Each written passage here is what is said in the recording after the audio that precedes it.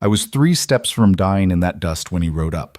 A stranger who saw straight through my pride and asked just one question: "Will you let me help you live?" This is the story of how a widow with nothing left found everything she'd stopped believing in. It's about the moment you choose to stop falling and start building. Stay with me until the very end and comment the city you're watching from. I want to see how far this story travels, because sometimes the person who saves you isn't the one you expected. Sometimes it's the one who refuses to let you disappear. The sun didn't just shine that day, it punished.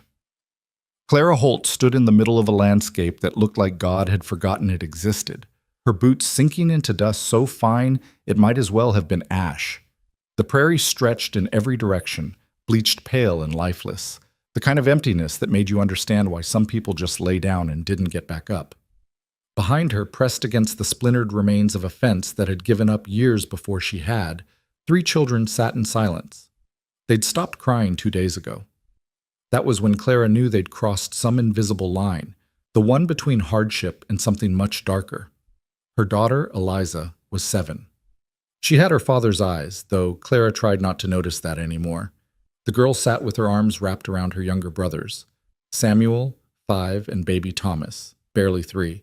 All of them huddled beneath a blanket so worn you could see daylight through the threads. Clara's hands trembled as she stared at the horizon, searching for something that wasn't there. Hope, maybe. Help. A reason to take another step. The wagon had broken 6 miles back, the axle snapping with a sound like a gunshot that had made all 3 children scream. She'd stood there in the road, staring at the splintered wood, and for the first time since her husband died, she'd felt something worse than grief. She'd felt nothing at all. "Mama?" Eliza's voice was small, scraped raw from thirst. "Are we going to keep walking?" Clara opened her mouth, but no words came. What was she supposed to say? That she didn't know where they were walking to? That the town of San Loup, 5 miles behind them, had made it clear there was no room for a widow and 3 hungry mouths? That every door she'd knocked on had opened just wide enough for her to see pity in their eyes before it closed again? "We'll rest a bit longer," Clara finally managed, her voice cracking. Samuel shifted under the blanket, his face flushed with heat. "I'm thirsty." "I know, baby. My stomach hurts." "I know." Thomas started to whimper, a weak, defeated sound that made Clara's chest tighten until she couldn't breathe. She turned away from them, pressing her fist against her mouth to keep from making a sound that would scare them more than they already were. This was how it ended, she thought, not with violence or drama, but with slow surrender under a merciless sun. Her husband, James, had been a good man. Not wealthy, not particularly ambitious, but steady, kind. He'd worked a small plot of land on the edge of Price territory, raising enough crops to keep them fed and a few head of cattle to trade when times got tough. It wasn't much, but it had been theirs. Then the storm came. Lightning had split the sky on a July evening, striking so close Clara had felt the thunder in her bones. James had been out checking the animals, making sure they were secured before the worst of it hit. She'd watched from the window as the world turned white, then dark, then white again. She'd found him an hour later, lying in the mud near the barn, his body still and cold despite the warm rain. The land had gone to the bank within a month. The cattle had been sold to pay debts she hadn't known existed. And the people of San Loup, good Christian folk who smiled on Sundays, had made it quietly clear that a woman alone with 3 children was a problem they didn't intend to solve. So she'd packed what little remained into a borrowed wagon and started north, toward a cousin she hadn't seen in 10 years and wasn't sure would remember her name. She hadn't made it 20 miles. Clara closed her eyes, feeling the sun beat down on her head like a hammer. The smart thing would be to wait until evening, when the temperature dropped. But evening was hours away, and she wasn't sure Thomas would last that long without water. She was just about to gather the children and force herself to move when she heard it. Hoofbeats. Slow. Steady. Unhurried. Clara's eyes snapped open, her body tensing instinctively. Out here, a stranger could mean help or danger, and she'd learned the hard way that telling the difference wasn't always easy until it was too late. The rider appeared from the north, emerging from the heat shimmer like something conjured from a dream. A man on horseback, moving at an easy pace, his hat pulled low against the sun. Clara stepped in front of her children without thinking, her hand moving to the knife she kept in her belt. It wasn't much. A dull blade James had used for whittling, but it was all she had. The rider slowed as he approached, then stopped about 20 feet away. He didn't dismount, didn't speak, just sat there, studying her with an expression she couldn't quite read. He was younger than she'd expected, maybe 30, with sun-darkened skin and eyes that looked like they'd seen enough to understand silence. He wore a dusty shirt, work-worn pants, and a kerchief tied loose around his neck. A ranch hand, by the look of him.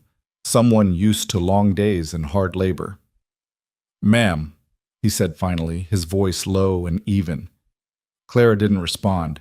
She kept her hand on the knife, her jaw set. The man's gaze moved past her to the children, then to the broken fence, the torn blanket, the emptiness stretching in every direction. When his eyes came back to her face, something in his expression shifted. Not pity, something quieter than that.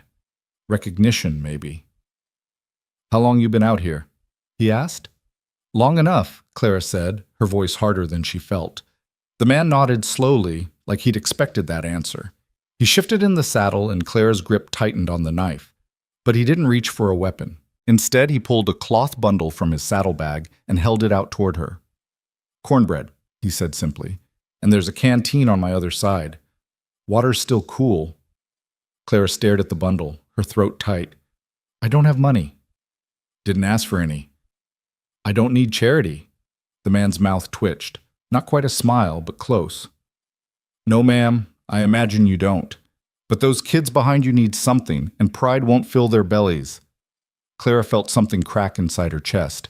She wanted to argue, to send him away, to prove she could handle this on her own. But Samuel was whimpering again, and Eliza was watching her with eyes that had learned not to hope for much. The stranger seemed to sense her hesitation. He dismounted slowly, keeping his movements careful and visible, and walked halfway toward her before setting the bundle and canteen on the ground. "I'm not asking you to trust me," he said quietly, "but I'm asking you to feed your children." Then he stepped back, giving her space. Clara waited until he'd returned to his horse before moving forward.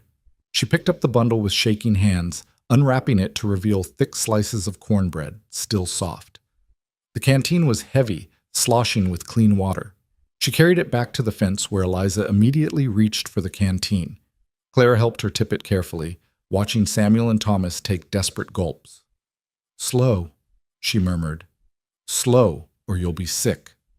When the children had drunk their fill, she broke the cornbread into pieces, dividing it evenly. They ate in silence, and Clara felt tears burning behind her eyes at the simple sound of them chewing. She hadn't realized how much she'd needed to hear them eat. When she finally looked back at the stranger, he was still there, standing beside his horse, watching the horizon like he had all the time in the world. "Why?" Clara asked, her voice barely carrying across the distance between them. The man turned, his expression unreadable beneath the brim of his hat. "Why what? Why stop? Why help?" He was quiet for a long moment, then shrugged. "Saw someone who needed it?" "You don't know me." "No, ma'am, I don't. I could be anyone. I could be—" "You're a woman with 3 children in the middle of nowhere," the man interrupted gently. "Don't need to know more than that." Clara felt something loosen in her chest, a knot she'd been carrying so long she'd forgotten it was there. "What's your name?" she asked. "Rhett Carver. I work for the Price Ranch, about 8 miles north of here." "I'm Clara Holt." Rhett nodded, committing it to memory. "You headed somewhere specific, Mrs. Holt?" Clara hesitated, then shook her head. "Had a plan. Didn't work out." "You got people waiting for you? Someone who'll come looking?" The question was casual, but Clara heard the weight beneath it. He was asking if anyone would care if she disappeared. "No," she said quietly. "No one's looking." Rhett's jaw tightened slightly, the only sign of reaction. He glanced back at the children who were finishing the last of the cornbread, then back at Clara. "There's a place," he said slowly. "Not fancy, but it's got walls and a roof. Bunkhouse on the edge of Priceland. Used to house seasonal workers, but it's been empty since spring." Clara's spine stiffened. "I told you, I don't need charity." "And I'm not offering it," Rhett replied, his tone steady. "I'm offering work. Place needs cleaning, repairs, garden needs tending. You do that, you and the kids get food and shelter. Fair trade. And what do you get out of it? Rhett met her eyes directly. Place stops falling apart. That's it. Clara wanted to believe him. God, she wanted to believe him. But she'd learned the hard way that kindness usually came with strings attached, expectations that got heavier the longer you stayed. I don't know you, she said again. No, ma'am, Rhett agreed. But you know this. You got about 4 hours of daylight left, and that baby of yours isn't going to make it through another night out here without shelter. The words were brutal, but they were true. Clara looked at Thomas, saw the flush in his cheeks, the way his breathing had gone shallow. Rhett seemed to sense her wavering. I'll ride ahead. Make sure the place is cleared out. You follow at your own pace. Door will be open. You decide you don't like what you see. You keep walking. No questions asked. He moved to mount his horse, then paused, looking back at her one more time. You don't owe me a thing, Mrs. Holt, but you need strength if they're going to see another week. And right now, you're running out of both. Before Clara could respond, he swung into the saddle and turned his horse north. He rode about 50 yards, then stopped and looked back. Follow the fence line, he called. Stay straight for about 6 miles, then you'll see a windmill. Turn east there. Can't miss it. Then he was gone, disappearing into the heat shimmer the same way he'd appeared. Clara stood frozen, the empty canteen in her hands, her children watching her with quiet expectation. Samuel tugged at her skirt. Mama, are we going with the cowboy? Clara looked down at her son's face, dirt-streaked, hopeful, so desperately trusting, and felt something shift inside her. Maybe it was exhaustion. Maybe it was desperation. Maybe it was the first faint whisper of something she'd thought had died with her husband. Maybe it was the simple, terrifying possibility that someone had offered help without expecting her to break herself in return. Yeah, baby, she whispered, pulling him close. We're going. The walk to the windmill took 3 hours. Clara carried Thomas on her hip, his small body heavy with heat and exhaustion. Eliza and Samuel walked beside her, holding hands, neither of them complaining, even though Clara knew their feet had to be blistered inside their worn shoes. The sun continued its relentless assault, and more than once Clara had to stop and close her eyes against the dizziness that swept through her. But each time she thought about sitting down, about giving up, she remembered Rhett's words. You need strength if they're going to see another week. So she kept walking. The windmill appeared as promised, a skeletal structure creaking in the dry wind. Clara turned east as instructed, following a rutted path that cut through tall, brittle grass. 20 minutes later, she saw it. The bunkhouse sat in a small hollow, partially shaded by a cluster of cottonwood trees that looked like they were barely surviving. It was a simple structure, rough wood, a shingled roof, a narrow porch that sagged on one end. But it had walls, and a door, and windows that still held glass. Rhett's horse was tied to a post near the porch, and as Clara approached, he stepped out of the building, a broom in his hands. Just finishing up, he said, setting the broom aside. Place was dustier than I remembered. Clara stopped at the bottom of the porch steps, suddenly uncertain. Up close, the bunkhouse looked even more worn, paint peeling, boards warped by years of heat and weather, but it was shelter, real shelter. There's a pump out back, Rhett continued, gesturing around the side of the building. Water runs clean. I brought some supplies, beans, flour, salt pork, enough to get you through a few days while you figure out what you need. Clara's throat was too tight to speak. She just nodded. Rhett seemed to understand. He stepped down from the porch, careful to keep a respectful distance, and crouched so he was eye level with the children. You 3 must be tired, he said gently. There's beds inside, not fancy, but they're better than the ground. Eliza looked at her mother, waiting for permission. Clara managed a small nod, and the girl took her brother's hands and led them up the steps. Clara watched them disappear inside, then finally looked at Rhett. Why are you doing this? Rhett stood, brushing dust from his knees. Told you already. No, you gave me reasons, but those aren't answers. He was quiet for a moment, his gaze drifting toward the horizon. When he spoke again, his voice was softer. Lost my mother when I was about Samuel's age. My father tried, but he wasn't much good at raising kids on his own. We ended up on the move for years, working ranches, sleeping in barns, taking whatever charity folks were willing to give. I remember what it felt like to be hungry, to be scared, to watch my father try to hide how close we were to the edge. He looked back at Clara, and she saw something in his eyes she recognized, the particular kind of scar that comes from surviving things that should have broken you. Someone helped us, Rhett said simply. Man named Price gave my father steady work. Let us stay in a place just like this. Didn't ask for anything except honest labor. That kindness saved us. So you're paying it forward. Something like that. Clara felt tears threatening again, and she blinked them back furiously. I'm not good at accepting help. I noticed. Despite everything, Clara felt her mouth twitch toward a smile. I mean it. I've spent the last 4 months learning that people's generosity usually comes with expectations I can't meet. Then it's good I'm not expecting anything. Everyone expects something. Rhett shook his head slowly. I expect you'll work hard because that's who you are. I expect you'll take care of those kids because you already have been, even when it nearly killed you. And I expect you'll leave the day you feel like staying costs more than it's worth. That's it. The simplicity of it almost undid her. No demands, no conditions, just space to breathe. I don't know how to thank you, Clara whispered. Don't need thanks. Just need you to survive. Rhett moved toward his horse, untying the reins. Clara watched him mount, her mind spinning with questions she didn't know how to ask. Will you? She started, then stopped. Rhett looked back at her, patient. Will you come back? Clara finished quietly. To check on us, I mean. Make sure we're managing. Something shifted in Rhett's expression, a softness she hadn't seen before. I'll come by tomorrow morning, bring more supplies, show you where everything is. Okay. He started to turn his horse, then paused. Mrs. Holt? Yes. You made it here.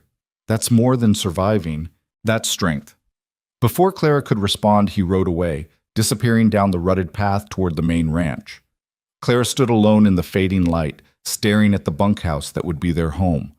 From inside, she could hear Eliza's voice, soft and wondering, and Samuel's lighter tones responding. They were talking, really talking, in a way they hadn't in weeks. Clara climbed the steps slowly, her body aching with exhaustion. She pushed open the door and found her children exploring the single large room with something that looked almost like joy. Mama, look! Samuel called, pointing to a small stove in the corner. We can cook inside. And there's beds, Eliza added, sitting on one of 3 narrow cots lined against the wall. Real beds with mattresses. Thomas had already crawled onto another cot and was lying down, his eyes drooping. Clara moved through the room, taking inventory. It wasn't much. Rough furniture, bare walls, a floor that needed scrubbing. But it was clean, dry, safe. She found the supplies Rhett had mentioned stacked neatly on a small table. Beans, flour, coffee, salt pork, even a jar of honey. Her hands trembled as she touched each item, unable to quite believe they were real. That night, Clara made a simple supper of beans and cornbread over the small stove. They ate sitting on the floor, and for the first time in months, no one went to bed hungry. She tucked the children into their cots, kissing each forehead, whispering promises she hoped she could keep. When they were asleep, Clara sat on the porch in the darkness, listening to the crickets and the distant creak of the windmill. The air was still warm from the day's heat, but it felt different here, lighter somehow. She thought about Rhett, the quiet certainty in his voice, the way he'd looked at her without judgment or pity. Just recognition. You weren't broken, just tired of walking alone. He hadn't said those words yet, but somehow Clara felt them anyway. She pulled her knees to her chest and finally let herself cry. Not from despair this time, but from the overwhelming, terrifying relief of being offered a chance to rest. Tomorrow would bring work, questions, uncertainty about what came next. But tonight, her children were safe and fed and sleeping in real beds. Tonight, that was enough. Clara stayed on the porch until the moon rose high and bright, painting the prairie in shades of silver. And somewhere in the darkness, she felt the first fragile thread of hope beginning to weave itself back into her heart. She wasn't saved yet, wasn't healed, but she was here. And for the first time since James died, that felt like it might be enough to build on. The sun hadn't fully risen when Clara heard the hoofbeats returning. She'd been awake for over an hour, unable to sleep past dawn despite the exhaustion that still clung to her bones. The children were still curled in their cots, breathing the deep, peaceful rhythms of real rest, and Clara had been reluctant to disturb them. Instead, she'd stepped outside to watch the sky lighten from black to purple to pale gold, marveling at how different the world looked when you weren't certain you'd die in it. Rhett appeared from the west, his horse moving at that same unhurried pace, a pack secured behind his saddle. He raised a hand in greeting as he approached, and Clara found herself returning the gesture before she'd consciously decided to. He dismounted near the porch, pulling the pack down with him. "Morning, Mrs. Holt. Sleep well?" "Better than I have in months," Clara admitted, then felt oddly vulnerable for saying it out loud. If Rhett noticed her discomfort, he didn't show it. He simply nodded and gestured to the pack. "Brought some things I thought you might need. Soap, lamp oil, matches, few other supplies." "Mr. Carver, I can't keep taking—" "It's Rhett," he interrupted gently. "And you're not taking. You're accepting what's offered. There's a difference." Clara bit back her protest, watching as he carried the pack to the porch and set it down carefully.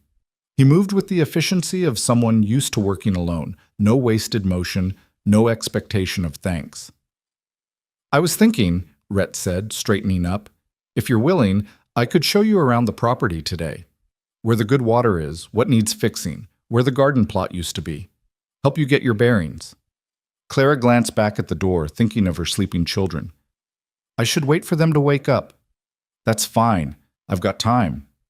He said it so simply, like his time wasn't valuable, like waiting on her convenience was the most natural thing in the world. Clara wasn't sure what to do with that kind of patience. "There's coffee," she offered hesitantly. "I made it on the stove.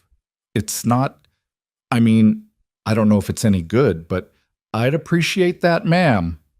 They sat on the porch steps, two people who were still mostly strangers sharing coffee as the prairie came alive around them. Birds called from the cottonwoods, insects hummed in the grass, and somewhere in the distance, cattle lowed their morning complaints.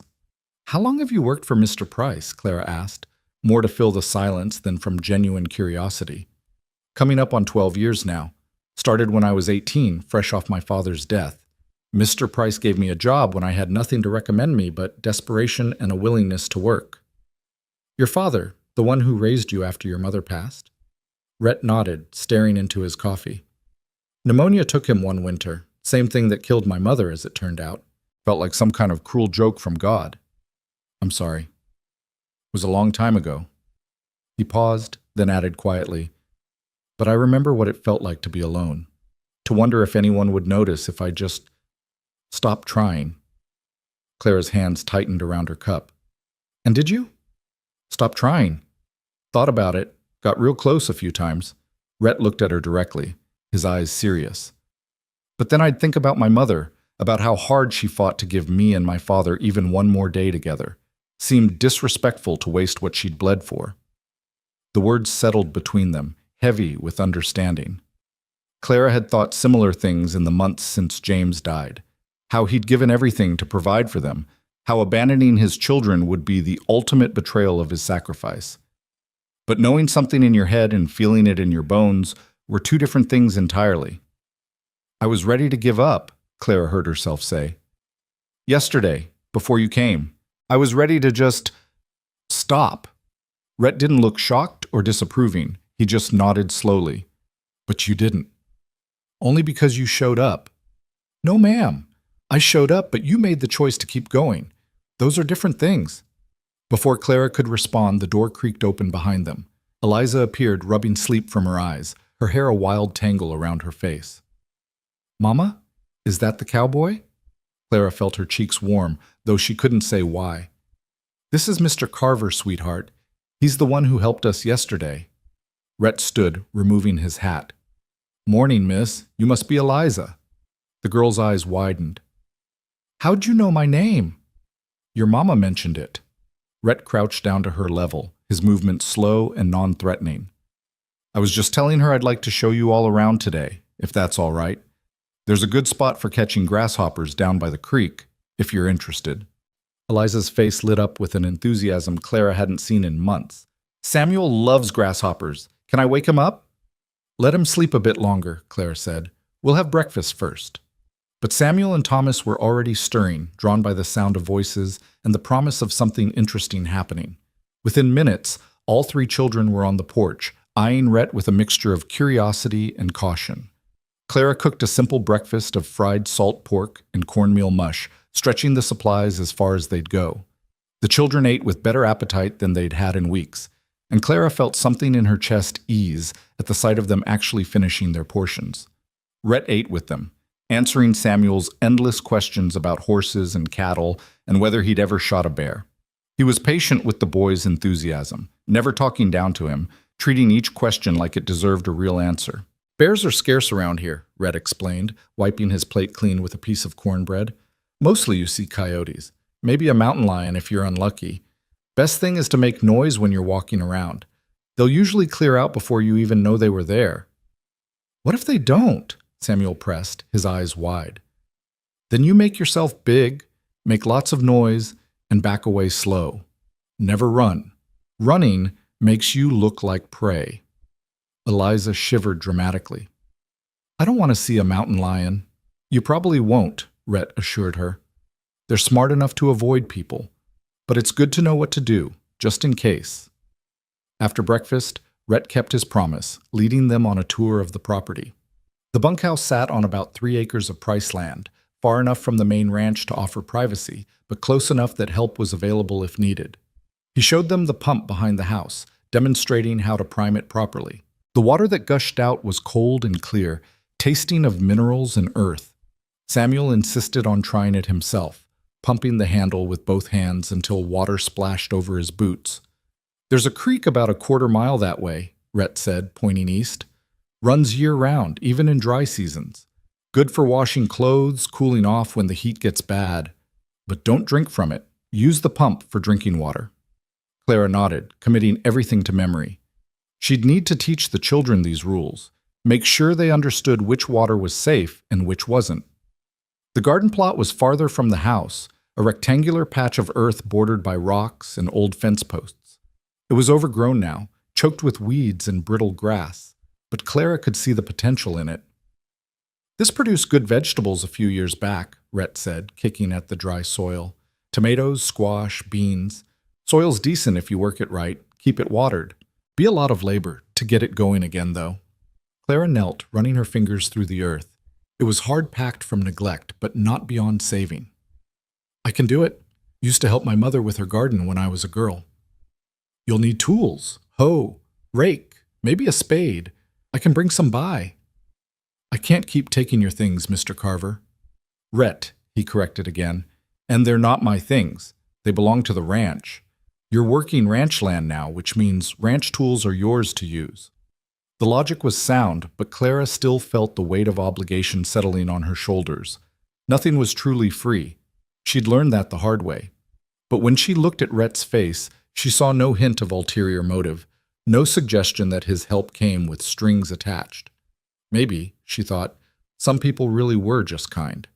They walked the fence line next, Rhett pointing out which sections needed repair, where the posts had rotted through, where the wire had come loose. It was overwhelming, the amount of work that needed doing, but it was also oddly reassuring. Work meant purpose. Purpose meant reason to stay. The children ran ahead, chasing grasshoppers through the tall grass, their laughter carrying on the morning breeze. Clara watched them with something close to wonder. When was the last time they'd played? Really played, without fear or hunger gnawing at them? They're good kids, Rhett observed, following her gaze. They are. They've been through more than children should have to endure. Same could be said for their mother. Clara glanced at him, startled by the quiet respect in his voice.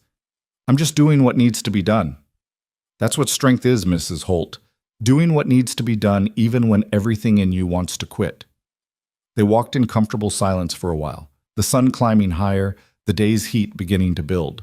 Clara found herself relaxing in increments, her shoulders dropping from around her ears, her jaw unclenching for the first time in months. Can I ask you something? She said finally. Of course. Why this place? Why offer me work here instead of at the main ranch? Rhett was quiet for a moment, considering his answer. Main Ranch is full of men, rough men, mostly decent but loud and, well, not always respectful of women. Figured you'd been through enough without having to navigate that kind of atmosphere. Clara felt a flash of gratitude so intense it almost hurt. He'd thought about her safety, her comfort, her dignity. Small considerations that meant everything. And honestly, Rhett continued, this place has been falling apart for 2 years. Mr. Price keeps talking about tearing it down, but I've been arguing we should keep it, fix it up for seasonal workers. You doing the repairs gives me ammunition to win that argument. So I'm helping you as much as you're helping me. Seems fair. They reached the creek, a narrow ribbon of water cutting through the prairie, bordered by cattails and scrub brush. The children immediately kicked off their shoes and waded in, shrieking at the cold. Clara watched them splash and play, their faces bright with uncomplicated joy. Thomas scooped water in his small hands, trying to catch the tiny fish that darted away from his pudgy fingers. Eliza showed Samuel how to skip stones, though most of his attempts ended in spectacular belly flops that sent up huge splashes. Thank you, Clara said quietly, not looking at Rhett. Not just for the food and the shelter, but for this, for giving them a reason to laugh again. They deserve it. So do you, I think. Rhett turned to her, surprised. Ma'am? You do all this helping, all this giving. When do you get to rest? When does someone take care of you? Something flickered across his face. Surprise, maybe, or recognition. I manage. That's not what I asked. Rhett looked back at the children, a small smile playing at the corners of his mouth. Maybe helping is how I rest. Maybe taking care of folks who need it is what keeps me going. Clara understood that. Understood it in her bones. Sometimes the only way to survive your own pain was to ease someone else's. They spent the rest of the morning by the creek, the children playing while Clara and Rhett sat in the shade of a cottonwood, talking about nothing important and everything essential. He told her about the ranch, about Mr. Price's 3 daughters, who'd all married and moved away, about the other hands and their various quirks and talents. She told him about James, about the farm they'd lost, about the slow suffocation of watching doors close one by one. St. Loup wasn't always like that, Clara said, throwing a pebble into the water. When James was alive, people were friendly enough, but the moment I was alone, she trailed off, the memory still bitter. Fear makes people cruel, Rhett observed. They look at a widow with children and see their own vulnerability reflected back. Easier to turn away than acknowledge how thin the line is between security and destitution. You sound like you've thought about this before. Watched my father get turned away from enough doors to learn the pattern. Clara pulled her knees up, wrapping her arms around them. Did you ever get angry? Want to burn it all down? Every day for about 3 years? Rhett's voice was steady, matter of fact. Then I realized anger was just another kind of prison. Started looking for ways to make things different instead of dwelling on how wrong they were. Is that why you stopped for me? To make things different? Partly. Mostly, I just couldn't ride past. The simplicity of it struck Clara hard. He couldn't ride past. Couldn't see suffering and pretend he didn't. It was the kind of basic human decency that should have been common, but felt rare as diamonds. By midday, the heat had grown oppressive, and they returned to the bunkhouse. Rhett showed Clara how to adjust the stove damper for maximum efficiency, where to store food so mice wouldn't get to it, how to light the lamps safely. I need to get back to the main ranch, he said finally, settling his hat back on his head. Got afternoon work waiting, but I'll come by tomorrow, bring those tools I mentioned. Clara walked him to his horse, the children trailing behind. Mr. Carver, Rhett, I don't know how I'll ever repay this kindness. Rhett swung into the saddle with easy grace, looking down at her with an expression that was somehow both serious and gentle. You don't repay kindness, Mrs. Holt. You pass it forward when you're able. That's how it works. He tipped his hat to the children. You 3 take care of your mama, all right? She's tougher than she looks, but everybody needs help sometimes. We will, Samuel promised enthusiastically. Even Thomas nodded, his small face solemn with the weight of responsibility. Clara watched Rhett ride away until he disappeared into the heat shimmer, then turned to face her new home, this rough, weather-beaten bunkhouse that somehow felt more secure than anywhere she'd lived since James died. The afternoon stretched ahead, full of work and possibility. Clara set the children to gathering kindling while she began the process of truly settling in. She swept the floors, scrubbed the table, organized the supplies into some semblance of order. Every movement felt purposeful, necessary, building toward something real. As the sun began its descent toward the horizon, Clara stood in the doorway watching her children play in the yard. Eliza had found an old rope and was teaching her brothers to jump over it. They were filthy, sweaty, and completely absorbed in their game. They looked, Clara realized with a start, happy. When had that happened? When had the fear faded from their eyes, replaced by this tentative, fragile contentment? That night, after another simple supper, and after tucking exhausted children into bed, Clara sat on the porch steps and let herself think about Rhett Carver. Not in any romantic sense, she was too raw, too recent a widow for that, but with a kind of wondering curiosity. What made a man stop for strangers? What made him give without counting the cost? And why did his steadiness feel less like charity and more like partnership?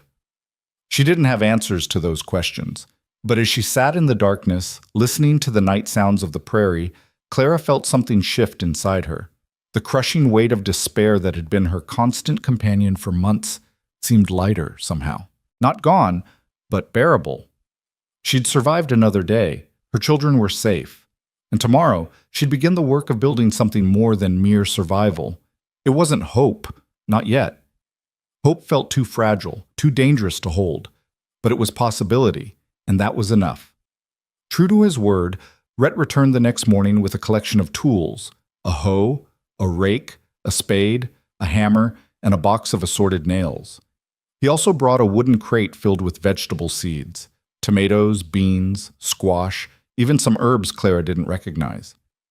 Mrs. Price saved these from last season, he explained, setting the crate on the porch. Said she had more than she needed and you'd probably get better use from them. Clara lifted one of the seed packets, turning it over in her hands.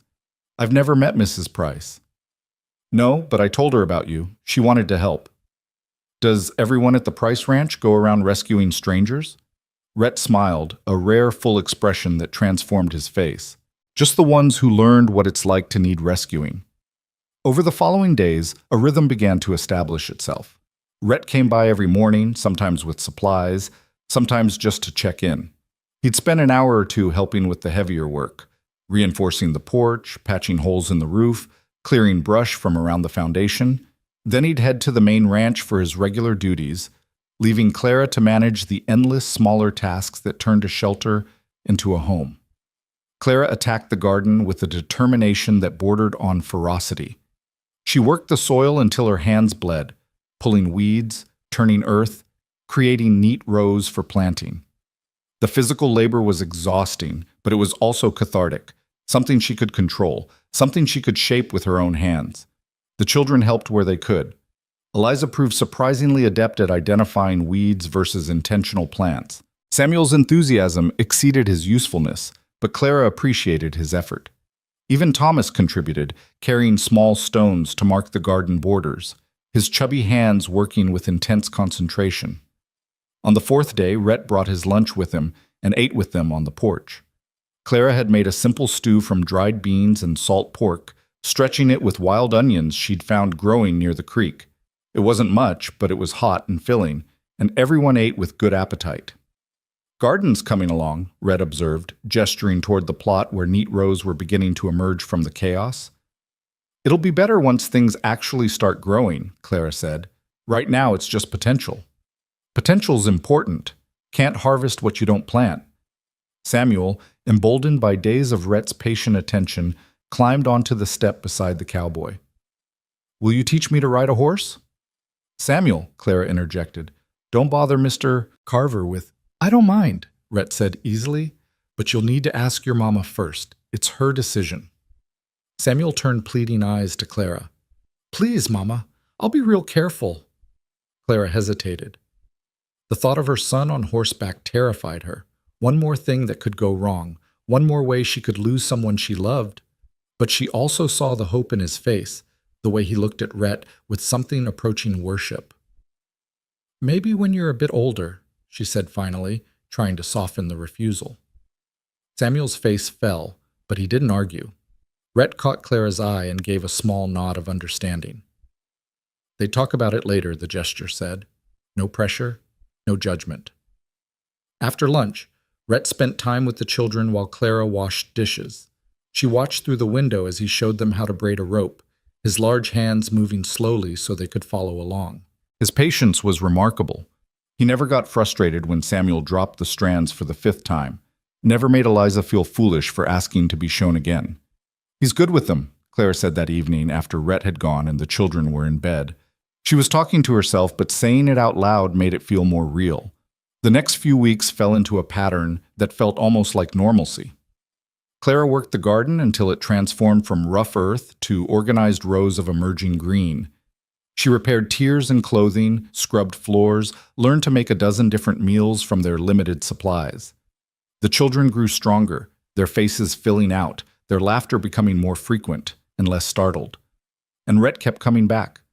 Sometimes he brought things, coffee, sugar, a chicken he'd traded for, though Clara suspected he'd simply bought it. Sometimes he brought nothing but his presence, working alongside her in comfortable silence, asking for nothing beyond the chance to help. Clara found herself watching for him in the mornings, listening for the sound of hoofbeats that meant she wouldn't face the day alone. It wasn't dependence, she told herself. It was just appreciation for reliable help. But late at night, when the children were asleep and the prairie stretched dark and infinite around her, Clara admitted to herself that it was becoming something more than appreciation. Rhett's steady presence had become a fixed point in her world, something she oriented herself around without quite meaning to. One evening, about 3 weeks after they'd arrived, Clara stood in the garden watching the first tomato plant break through the soil. It was a tiny green shoot, fragile and determined, pushing its way toward the sun. She thought about seeds and potential, about the difference between surviving and growing. She thought about Rhett's quiet insistence that she deserved help, that accepting kindness wasn't weakness. And for the first time since James died, Clara allowed herself to imagine a future that extended beyond the next meal, the next day, the next crisis. She let herself imagine roots going down, leaves reaching up, something green and alive emerging from the dust. It was terrifying and exhilarating in equal measure. She was still standing there when she heard familiar hoofbeats approaching. Rhett appeared from the direction of the main ranch, his horse moving slowly in the fading light. "Bit late for a visit," Clara called out, surprised. Rhett dismounted, and even in the dimness she could see the tension in his shoulders. "Had a thought I wanted to share before I lost my nerve." Clara's pulse quickened. What kind of thought? Rhett removed his hat, turning it in his hands, the first nervous gesture she'd ever seen from him. "There's a gathering at the main ranch this Saturday. Nothing fancy, just neighbors and ranch hands, some music and food. Mrs. Price asked me to invite you and the children." Clara's first instinct was to refuse. She wasn't ready for crowds, for questions, for the inevitable judgment of strangers. But before she could speak, Rhett continued, "I know it's probably too much too soon, and I know you've got reason to be wary of folks, but the children might enjoy it. And Mrs. Price, she's good people, Mrs. Holt. She doesn't help out of obligation. She helps because she wants to." Clara studied his face, seeing the sincerity there, the careful hope. "Would you be there?" "Yes, ma'am. Wouldn't invite you somewhere I wasn't going to be." That decided it. Clara nodded slowly. "We'll come. But if it's too much, if the children get overwhelmed, then we leave. No questions asked."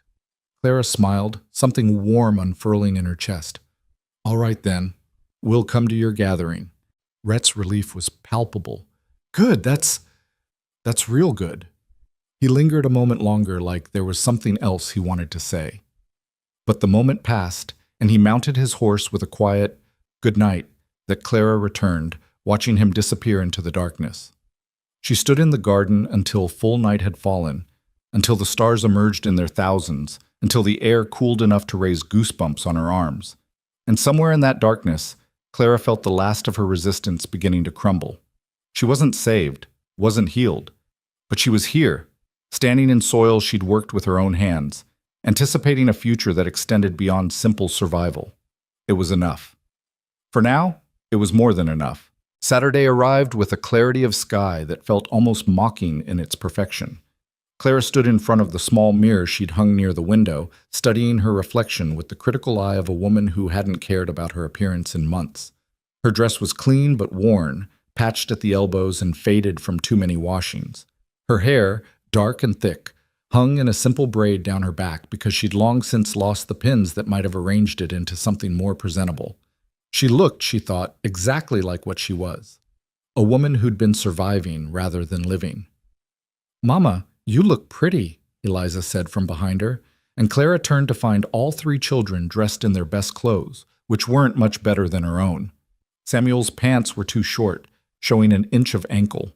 Thomas's shirt had a stain on the collar that wouldn't come out no matter how hard Clara scrubbed. Eliza's dress, handed down from a cousin years ago, pulled tight across the shoulders. They looked poor. There was no way around it, and Clara felt the old familiar shame rising in her throat, threatening to choke her. "Maybe we shouldn't go," she said quietly. "Maybe this was a mistake."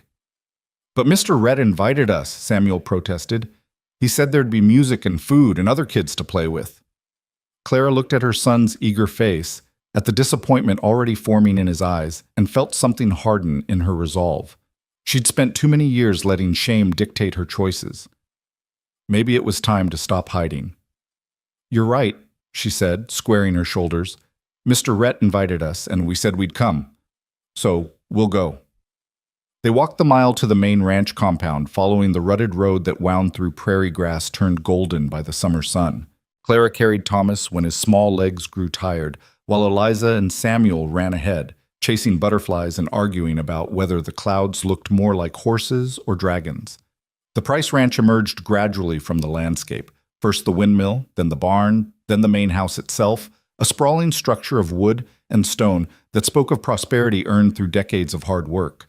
Behind it spread corrals and outbuildings, and beyond those the vast expanse of grazing land that had made the Price family one of the most successful in the territory. Clara's steps slowed as they approached. She could already hear music drifting on the air, the sound of fiddles and laughter, the kind of communal joy that felt foreign to her now. Her instinct was to turn around, to retreat to the safety of the bunkhouse where no one could see how far she'd fallen. But then she saw Rhett, standing near the barn, scanning the horizon like he'd been watching for them. When his eyes found her, his whole face softened with relief. He walked toward them with that easy, unhurried stride, and Clara felt some of her anxiety ease. As long as Rhett was there, she told herself, it would be all right. "Mrs. Holt," he greeted her, tipping his hat. "Children, glad you made it." "We almost didn't," Clara admitted, then immediately regretted the honesty. But Rhett just nodded, understanding in his eyes. "I know these things can be overwhelming, but I'll stay close, all right? And the moment you want to leave, we leave." The children had already spotted other kids their age running around near the barn, and Samuel was practically vibrating with the desire to join them. Claire released them with a quiet warning to stay where she could see them, and they took off like wild things suddenly freed from captivity. "Come on," Rhett said gently. "I want you to meet Mrs. Price." He led her toward a group of women standing near long tables laden with food. Clara's stomach clenched at the sight of so much abundance. Roasted chickens, fresh bread, pies, vegetables she couldn't even name. It was obscene, this plenty, when she'd spent months rationing every scrap. "Margaret," Rhett called, and one of the women turned. Mrs. Price was perhaps 50, with gray-streaked hair pulled back in a practical bun, and eyes that held the kind of sharpness that came from running a household and a business. She wore a simple dress that probably cost more than everything Clara owned, but there was nothing pretentious in her bearing. "You must be Clara Holt," she said, offering her hand. Not a delicate handshake, but a firm grip that spoke of a woman used to real work. "Rhett's told me so much about you." Clara felt heat rise in her cheeks. "I hope not too much." "Only that you're working harder than any 3 people to make that old bunkhouse livable again." Mrs. Price smiled warmly. "And that you've got 3 beautiful children who've been through more than they should have to." "They're resilient," Clara said, defaulting to the easiest response. "I imagine they learned that from their mother." Mrs. Price gestured to the tables. "Please, help yourself to food. There's far too much here, and it'll just go to waste otherwise." Clara hesitated, and Mrs. Price seemed to read her discomfort perfectly. Rhett, why don't you fix Clara a plate while I steal her away for a moment? There's something I want to show her." Before Clara could protest, Mrs. Price had linked their arms and was walking her toward the main house. Clara glanced back at Rhett, who gave her an encouraging nod. "I know what you're thinking," Mrs. Price said quietly as they walked. "You're thinking this is charity dressed up as kindness. You're thinking I'm about to make you feel small and grateful and indebted." Clara couldn't deny it, so she said nothing. Mrs. Price stopped at the porch steps, turning to face her directly. "My husband's mother was widowed young, with 3 children and no prospects. She survived by accepting help from people who didn't ask for anything in return, except that she do the same for someone else when she was able. That's how my husband was raised. To understand that community isn't about keeping score. It's about recognizing that we all need help sometimes, and we're all capable of giving it." "I'm not good at accepting help," Clara admitted. "Neither was I. When my eldest daughter nearly died of scarlet fever, and half the territory showed up to help nurse her through it. Accepting help is harder than giving it, I think. It requires a different kind of strength." Clara looked at this woman who'd never known hunger, who'd never stood in the dust wondering if death would be easier than survival, and tried not to resent her wisdom. It wasn't Mrs. Price's fault that her life had been easier, and there was genuine kindness in her eyes, not pity. "Rhett speaks very highly of you," Clara said, changing the subject. "Rhett's loyalty runs deep. Once you've earned his respect, you've got it for life." Mrs. Price studied Clara's face carefully. "He doesn't bring people around often. You must be special." Clara didn't know what to say to that, so she looked away, watching the children play in the distance. Thomas had found a stick and was drawing patterns in the dirt, while other children showed him their treasures, rocks, feathers, bits of colored glass. "He's a good man," Mrs. Price continued. "Lost his way a bit after his father died, angry at the world and everyone in it. But he found his footing here, learned that the best revenge against cruelty is kindness. Now he's one of the finest men I've ever known." "Why are you telling me this?" "Because I see the way he looks at you, and the way you're trying very hard not to look at him." Mrs. Price squeezed Clara's arm gently. "I'm not suggesting anything improper. You're recently widowed, and no one expects you to be thinking about such things. But someday, when you're ready, I hope you'll remember that good men are rare, and Rhett Carver is one of the best." Clara felt tears burning behind her eyes and blinked them back furiously. "I don't know if I'll ever be ready for anything like that again." "That's all right. There's no timeline for healing. But don't close yourself off completely, Clara. Sometimes the person who helps you survive can also help you live." They returned to find Rhett waiting with 2 plates piled high with food. Clara took hers mechanically, overwhelmed by the generosity and the weight of expectations she hadn't asked for. The afternoon unfolded in a blur of introductions and conversations. Clara met ranch hands with weather-beaten faces and wives who traded recipes and advice with easy familiarity. Some were curious about her, asking careful questions about where she'd come from and what had brought her to the bunkhouse. Others were refreshingly indifferent, treating her like she'd always been part of the community. Through it all, Rhett stayed close, not hovering but present, ready to redirect uncomfortable questions or simply provide a familiar face in a sea of strangers. As evening approached and the music grew louder, Clara found herself sitting on a hay bale near the barn, watching Eliza dance with the other children while Samuel and Thomas chased fireflies in the gathering dusk. Her plate sat beside her, barely touched despite the food being the best she'd tasted in months. "You doing all right?" Rhett appeared beside her, settling onto the hay bale with the kind of ease that suggested he'd done this 1,000 times before. "I'm overwhelmed," Clara admitted. "But in a good way, I think. These folks can be a lot all at once, but they mean well." "Mrs. Price told me about your father, about how her family helped you." Rhett nodded slowly, his eyes on the dancing children. "Changed my life, that kindness. Made me understand that the world wasn't as cruel as I'd convinced myself it was." "Was it hard? Accepting their help?" "Hardest thing I'd ever done at the time. Felt like admitting defeat, like acknowledging I couldn't make it on my own." He paused, then added quietly, "But turns out nobody makes it completely on their own. We're all just stumbling through, helping each other when we can." Clara watched Eliza spin in circles, her face glowing with joy, and felt something crack open in her chest. I was ready to give up, she heard herself say, that day you found us. I was ready to just lie down in that dust and let the world move on without me.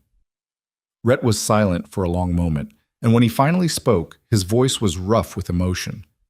I'm real glad you didn't. So am I. Clara turned to look at him directly, needing him to understand. You saved us, Rhett. Not just our lives, but something more important than that. You gave us a reason to keep trying. You kept going anyway, Rhett said, echoing his words from that first day. I just provided a place to land. You provided more than that. You provided dignity. You let me work for what we needed instead of just taking charity. You let me feel useful again. Rhett shifted uncomfortably, like praise made him uneasy. Just seemed like the right thing to do. For you, maybe, but most people don't do the right thing when it costs them something. Most people look away. Then most people are missing out on knowing someone as strong as you. The words hung between them, weighted with meaning Clara wasn't quite ready to examine. She looked away, focusing on the music, the laughter, the easy camaraderie of people who belonged somewhere. Can I tell you something? Rhett said after a while. Of course. He took a breath, like he was gathering courage. That first day when I saw you standing there in the heat with those children, I saw my mother. She had that same look in her eyes, like she was holding on by sheer force of will, refusing to break, even though breaking would have been easier. Clara felt her throat tighten. My mother kept us alive for 3 years after my father lost his first job. 3 years of moving from place to place, working whatever job she could find, never complaining, never showing us how scared she was. And then one day she just collapsed. Her body gave out because she'd been giving everything to us and keeping nothing for herself. Rhett, I'm sorry. I saw that same exhaustion in you, he continued, his voice steady despite the pain Clara could hear beneath it. That same determination to keep going past the point where your body was begging you to stop. And I thought maybe if I could help you, maybe I could give you what someone should have given my mother, a chance to rest, a chance to rebuild strength instead of just spending it. Clara reached out without thinking, covering his hand with hers. It was the first time she'd initiated physical contact with him, and she felt him startle slightly before his fingers curled around hers. Your mother would be proud of the man you became, she said softly. I hope so. I try to honor her memory by being the kind of person who stops instead of riding past. They sat like that for a while, hands linked, watching the celebration unfold around them. Clara felt the warmth of his palm against hers, the calluses that spoke of hard work, the steadiness that had become her anchor in these weeks of rebuilding. Mama! Samuel came running up, breathless with excitement. Mr. Rhett, one of the hands said he'd show us the horses. Can we go see? Rhett stood, reluctantly releasing Clara's hand. Lead the way, partner. Clara watched them go, her son practically bouncing with enthusiasm, Rhett matching his pace with patient attention. The sight of them together did something to her heart, something that felt dangerous and wonderful in equal measure. He's good with them. Clara turned to find Mrs. Price standing nearby, a knowing smile on her face.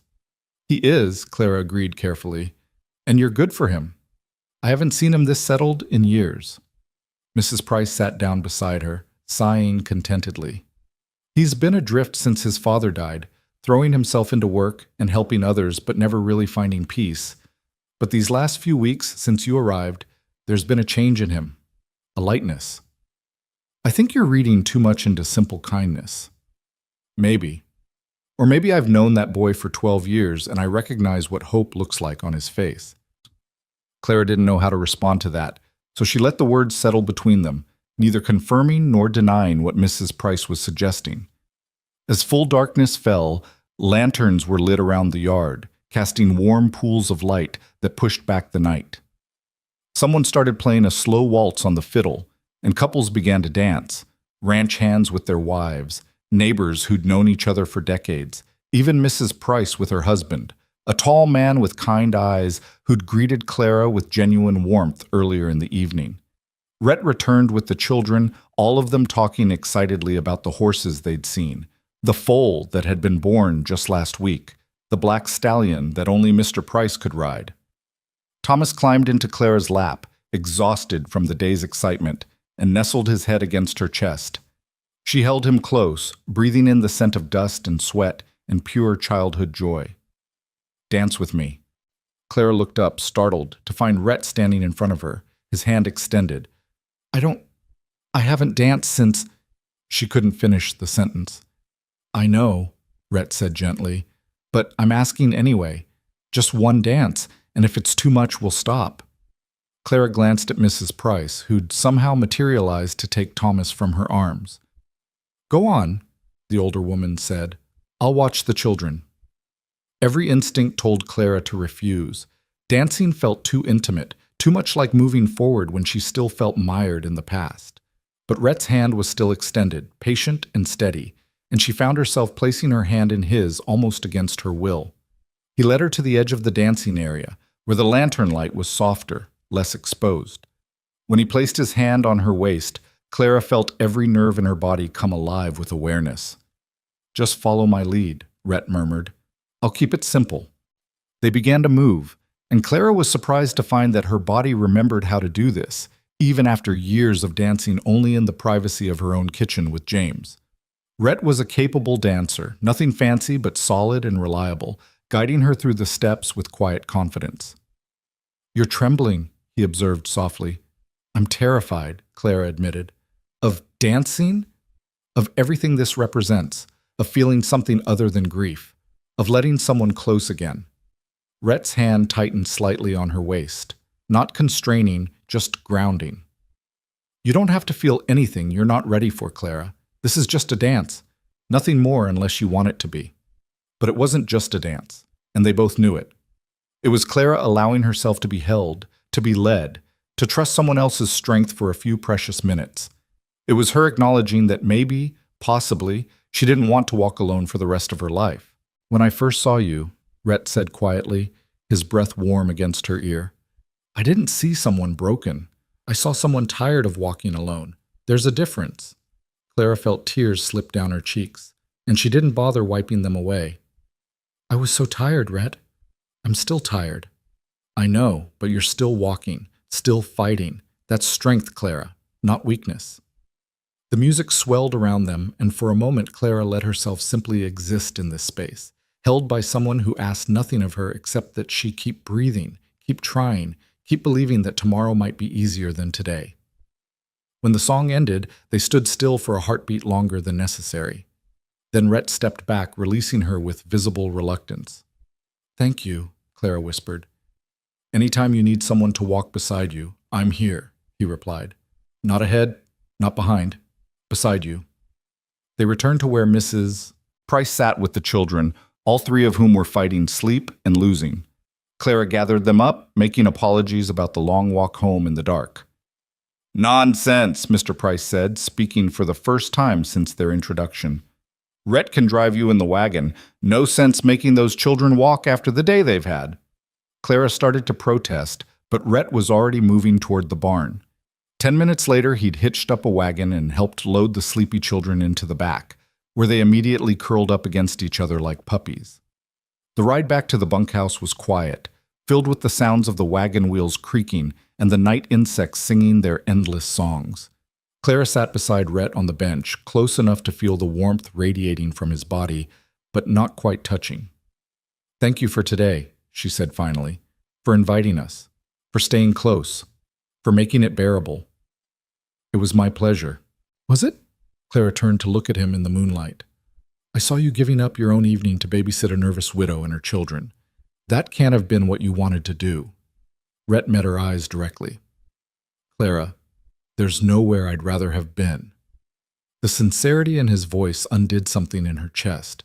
She looked away, unable to hold his gaze, afraid of what he might see in her face. When they reached the bunkhouse, Rhett carried each sleeping child inside and laid them gently on their cots. Clara covered them with blankets, kissing each forehead, marveling at how peaceful they looked after a day of uncomplicated joy. She walked Rhett back to the wagon, suddenly reluctant to see him leave. "Will you come by tomorrow?" she asked, then immediately felt foolish for asking. "I'd planned on it. Need to check that fence section near the creek. But I can stay away if you need space after today." "No," Clara said quickly. "Don't stay away, please." Rhett smiled, a slow expression that transformed his usually serious face. All right then. I'll see you in the morning. He climbed into the wagon, then paused, looking down at her with an intensity that made her breath catch. Clara? Yes? You're not alone anymore. I need you to know that. Whatever happens, wherever this goes, you're not walking alone. Before she could respond, he snapped the reins and the wagon lurched forward, carrying him back toward the main ranch and leaving Clara standing in the moonlight with her heart pounding. She stood there long after the wagon disappeared, long after the sound of wheels faded into silence. Above her, stars blazed in their thousands, and somewhere in the darkness, an owl called its hunting song. Clara pressed a hand to her chest, feeling her heart beat strong and steady beneath her palm. She was alive. Her children were safe. And for the first time in longer than she could remember, she felt the stirrings of something beyond mere survival. She felt hope. Fragile and terrifying, yes, but unmistakably hope. That night, lying in her narrow cot with the children breathing softly nearby, Clara allowed herself to think about Rhett without immediately shutting down the thoughts. She remembered the feel of his hand on her waist as they danced, the steadiness in his voice when he told her she wasn't broken, the way he looked at her children with genuine affection rather than obligation. She thought about James, about the love they'd shared, about the life they'd built together. And she wondered if it was possible to honor that love while still opening herself to the possibility of something new. Not now. She wasn't ready now. Maybe she'd never be ready, but someday, possibly, if she could find the courage, maybe she'd allow herself to stop walking and start building again, with someone beside her instead of behind her, with someone who saw her strength instead of her weakness, with someone who'd looked at her in her worst moment and decided she was worth stopping for. Clara fell asleep with those thoughts drifting through her mind, and for the first time in months, she didn't dream of James dying in the rain. Instead, she dreamed of green things growing, of walls being raised, of a foundation solid enough to build a life on. And when she woke the next morning to the sound of familiar hoofbeats approaching, Clara found herself smiling before she'd even opened her eyes. If you or someone you know is having a difficult time, free support is available. Find resources. The days that followed the gathering fell into a rhythm that felt less like routine and more like the careful construction of something permanent. Clara woke each morning to birdsong and the growing certainty that she was building a life rather than merely surviving one. The garden flourished under her attention, green shoots pushing through the soil with a determination that mirrored her own. Tomato plants climbed their stakes, bean vines twisted around supports Rhett had built, and squash leaves spread wide and generous across their designated rows. Rhett's visits became as reliable as the sunrise, though the nature of them had shifted in ways Clara couldn't quite name. There was a carefulness between them now, a heightened awareness that manifested in accidental touches that lasted a moment too long, in glances that carried weight beyond their apparent casualness. He still came to help with repairs and heavy work, but increasingly he came simply to be there, to share coffee on the porch, or walk the fence line while they talked about nothing and everything. The children had stopped treating his presence as remarkable. Samuel now ran to greet him the moment he appeared, chattering about whatever had captured his attention that day. Eliza showed him her drawings, crude sketches of horses and houses that she made with charcoal on pieces of scrap wood. Even Thomas, still too young to fully understand who Rhett was, would toddle over and raise his arms to be lifted, secure in the knowledge that this man would never refuse him. Clara watched these interactions with a mixture of gratitude and growing concern. Her children were attaching themselves to Rhett, weaving him into the fabric of their daily lives, and she didn't know if she had the right to allow it. What would happen when he moved on? When he found a woman his own age, someone without the baggage of 3 children and a dead husband's ghost? Would her children's hearts break all over again? But then she'd catch Rhett's eye over Samuel's head as the boy described some elaborate game he'd invented, and the gentleness in his expression would undo all her careful reservations. He wasn't just tolerating her children. He genuinely cared for them. One morning, about 6 weeks after they'd arrived, Clara was hanging laundry on the line she'd strung between 2 posts when Rhett appeared earlier than usual. Something in his posture told her this wasn't a typical visit. "Morning," she called, pinning one of Samuel's shirts in place. "You're early. Rhett dismounted, but instead of his usual easy greeting, he stood holding his horse's reins, his hat in his other hand. Had something I wanted to talk to you about before I lost my nerve. Clara's stomach tightened. Here it was then. The moment he'd tell her he'd met someone, or that he was leaving, or that his kindness had reached its natural conclusion. She forced herself to keep hanging laundry, to keep her hands busy so he wouldn't see them shake. What is it? Rhett walked closer, stopping a few feet away. There's a piece of land, about 3 miles east of here, right along the river bend. 20 acres, good soil, water access year-round. It's been sitting empty for years because the original owner died without heirs and the bank's been trying to sell it. Clara hung another shirt, not understanding where this was going. Okay. I've been saving money for near about 8 years now, living simple, not spending much, just putting away what I could. Had this idea that someday I'd buy a piece of land, build something of my own instead of just working someone else's property. Clara's hands stilled on the laundry. That sounds like a good plan. I went to the bank yesterday, made an offer on that land along the river. Rhett turned his hat in his hands, a nervous gesture she'd come to recognize. They accepted. Rhett, that's wonderful. Clara turned to face him fully, genuine happiness pushing aside her own anxiety. You'll have your own place, your own— I want you to see it, he interrupted. Before I start building, before I make any decisions about what it should be, I want you to see it and tell me what you think. Clara blinked, confused. Why does my opinion matter? Rhett met her eyes directly, and the intensity in his gaze made her breath catch. Because I'm not building a bachelor's cabin, Clara. I'm building a home, and I'm hoping— He stopped, swallowed hard, then continued. I'm hoping it might be your home too, yours and the children's. The laundry basket slipped from Clara's hands, hitting the ground with a soft thud. She stared at him, unable to process what he was saying, unable to reconcile his words with the careful distance she'd been maintaining between them. I don't understand, she whispered. I'm saying I want to build a life with you. Rhett took a step closer, his voice steady despite the vulnerability in his eyes. I know it's too soon. I know you're still grieving your husband, and I'm not asking you to stop. But I'm also not going to pretend I don't feel what I feel. Rhett, let me finish, he said gently. I've spent the last 6 weeks watching you turn that rundown bunkhouse into a home, watching you coax life out of dead soil, watching you love those children with a fierceness that humbles me. And somewhere along the way, I stopped seeing you as someone who needed help and started seeing you as someone I wanted to build a future with. Clara's eyes burned with tears. You barely know me. I know you're strong enough to keep walking when most people would have laid down and died. I know you're proud enough to work for what you need instead of just taking charity.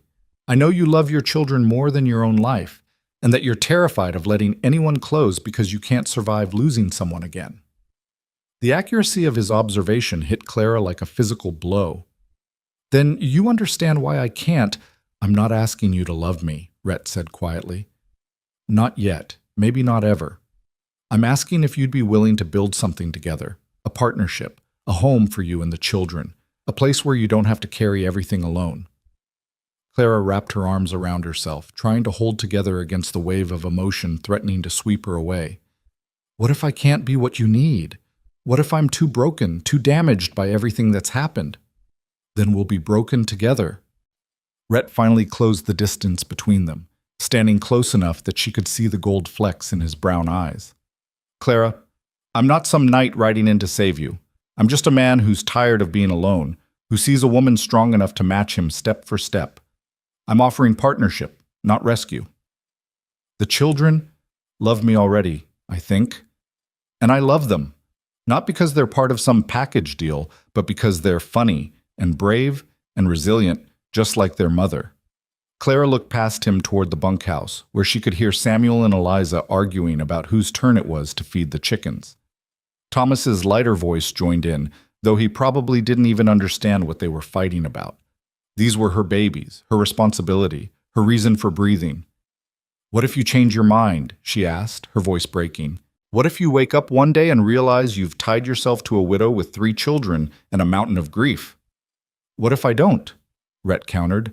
What if this is exactly what I want? What if I've been waiting my whole life for someone like you? You can't possibly know that. Maybe not with certainty, but I know what I feel when I wake up in the morning and realize I get to see you today. I know how right it feels to sit on your porch and watch your children play. I know that when I think about my future, you're in it, all of you. Clara turned away, pressing her hands to her face. This was too much, too fast, too overwhelming after months of barely holding herself together. How could he ask this of her? How could he expect her to have the courage to risk her heart again? I need to think, she managed. Take all the time you need, Rhett said. But will you at least come see the land? Let me show you what I'm imagining. Clara lowered her hands, wiping at her tears. When? Whenever you're ready. Tomorrow, next week, next month. I'll wait. She looked at him standing there, patient and steady, offering her the world while asking for nothing in return. And she thought about what Mrs. Price had said at the gathering about good men being rare and Rhett being one of the best. Tomorrow, Clara heard herself say. Show me tomorrow. Rhett's face transformed with a smile that made him look years younger. Tomorrow, then. I'll come by after breakfast. He left shortly after, and Clara stood alone in the yard, staring at the laundry she'd forgotten to finish hanging. Her mind spun with possibilities and fears in equal measure. Could she really do this? Could she open her heart to someone new when James's memory still lived in every breath she took?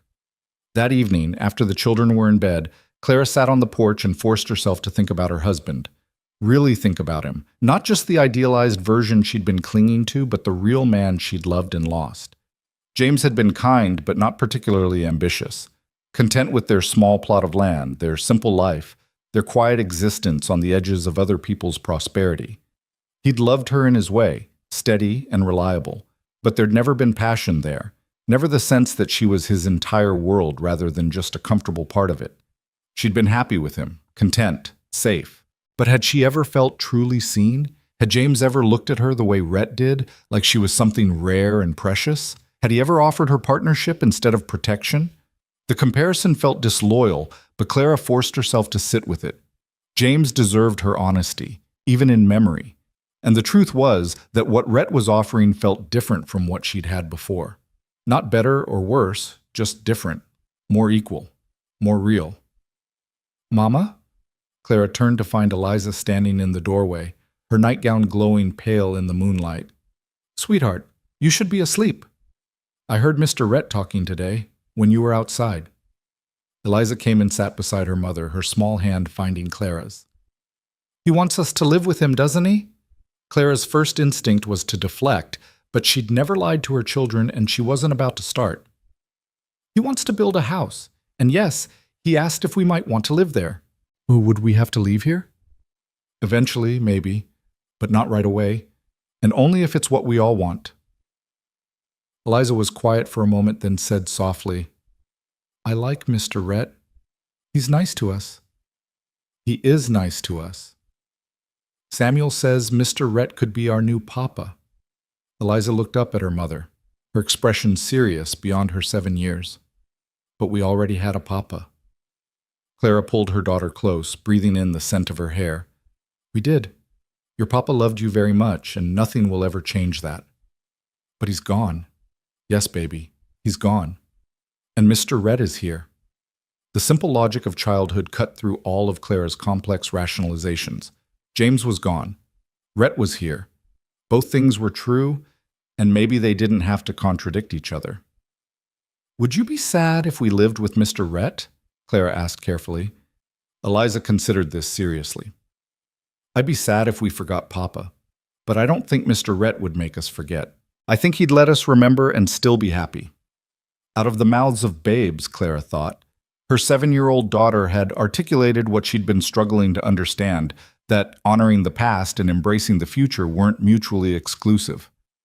You're very wise, you know that? Eliza smiled, pleased with the compliment. Can I go back to bed now? Of course, sweetheart. Clara tucked her daughter in again, then lay awake for hours, staring at the ceiling and trying to imagine a future that didn't feel like betrayal. By the time dawn broke, she hadn't reached any firm conclusions, but she felt less afraid of the questions. Rhett arrived the next morning with a borrowed wagon and a basket packed with lunch. The children were ecstatic about the adventure, piling into the back with excited chatter about seeing new places and maybe spotting wildlife along the way. The ride east took about 40 minutes, following a rutted path that wound through prairie grass and stands of cottonwood. The land here was lusher than around the bunkhouse, fed by the nearby river that Clara could hear but not yet see. "It's just over this rise," Rhett said, and Clara heard the barely contained excitement in his voice. They crested the hill, and Clara's breath caught. The land spread before them in a gentle slope down to the river, 20 acres of possibility bordered by water on one side and open prairie on the others. Trees clustered along the riverbank, their leaves rustling in the breeze. The soil looked dark and rich, the kind that would grow anything given half a chance. And the view stretched for miles, prairie and sky meeting in a line so perfect it looked painted. "Oh," Clara breathed. Rhett stopped the wagon, letting her take it in. "That flat area near the trees, that's where I was thinking to build. Close enough to the river for water access, far enough back that flooding won't be an issue. The land slope's natural for drainage, and those cottonwoods will provide shade in summer." The children had already jumped from the wagon and were racing toward the river, their delighted shouts carrying on the wind. Clara watched them go, then turned to really look at what Rhett was showing her. "It's beautiful," she said honestly. "I thought so too." He helped her down from the wagon, and they walked together toward the building site he'd indicated. "Been coming here for years just to sit and think. Always figured if I ever had the money, this is where I'd plant roots." Clara stood on the flat ground, turning in a slow circle to take in the full scope of the land. She could imagine a house here, something solid and well-built, with windows that caught the morning light. Could imagine a garden, larger than what she had at the bunkhouse, with room for vegetables and maybe even flowers. Could imagine the children playing by the river, climbing the cottonwoods, growing up with space to breathe and explore. "What are you thinking?" Rhett asked quietly. Clara didn't know how to put into words the tangle of emotions churning in her chest. Fear and hope and longing and grief all mixed together until she couldn't separate one from another. "I'm thinking it's almost too good to be true," she admitted. "I'm thinking I've learned the hard way that beautiful things can be taken away in an instant. I'm thinking I don't know if I have the courage to hope for this." Rhett moved to stand beside her, close but not touching. "I can't promise nothing bad will ever happen. Can't promise I'll live to be an old man or that disaster won't strike when we least expect it. But I can promise that whatever time we have, I'll spend it building something real with you, something solid enough to weather whatever comes." "Why me?" Clara turned to face him, needing to understand. "You could have anyone, someone younger, someone without all this baggage. Why choose a widow with 3 children and more grief than good sense?" "Because you're the strongest person I've ever met," Rhett said simply. "Because you kept walking when most people would have quit. Because you love with your whole heart even though it's been shattered. Because when I imagine my future, I can't see it without you in it." Clara felt tears spilling down her cheeks again, and she didn't bother wiping them away. "I'm terrified." "So am I. I might never love you the way you deserve. That's a risk I'm willing to take. The children will always be yours first, and I'll never try to replace their father. But I'd like the chance to be someone steady in their lives, someone who shows up and doesn't leave." Clara looked past him at her children playing by the river, so carefree and alive, and something in her chest finally cracked open. Not breaking, but opening, letting in light and air and the possibility of something new. "I need time," she said. "I can't give you an answer today, standing here in this beautiful place with everything feeling possible. I need to sit with it, think about it, make sure I'm choosing this for the right reasons." "How much time?" "I don't know. Is that all right?" Rhett reached out slowly, giving her time to pull away, and tucked a strand of hair behind her ear. The gesture was so tender it made Clara's breath catch. "Take all the time you need," he said. "I'll be here." They spent the rest of the morning exploring the property. Rhett showed her where he planned to dig a well, where the house would sit to catch the best light, where a barn could go if they ever had livestock. He talked about the future with a certainty that was both inspiring and terrifying, painting pictures of a life Clara could almost let herself believe in. They ate lunch by the river, the children climbing trees and splashing in the shallows, while Clara and Rhett sat on a fallen log and shared bread and cheese and apples from the basket. "When would you start building?" Clara asked. Soon as I can get materials together, maybe a month or so. But I'd want input on the design, on how many rooms, where to put windows, all of it. Why would you want my input if you don't know if I'll even live there? Rhett looked at her steadily. Because even if you say no, I'll build it, hoping you'll change your mind. I'll build it with space for 3 children and a woman who deserves more than she's ever asked for. And if you never come, at least I'll have built something beautiful to remember you by. The declaration undid Clara completely. She turned away, pressing her hands to her face, overwhelmed by the depth of feeling this man was offering her. You barely know me, she whispered again, the same protest she'd made before. I know enough. And I've got the rest of our lives to learn the rest, if you'll let me, Samuel called out from the river, demanding they come see the frog he'd caught. And the moment broke. But as Clara walked toward her son, feeling Rhett's presence steady beside her, she felt something shift in her heart.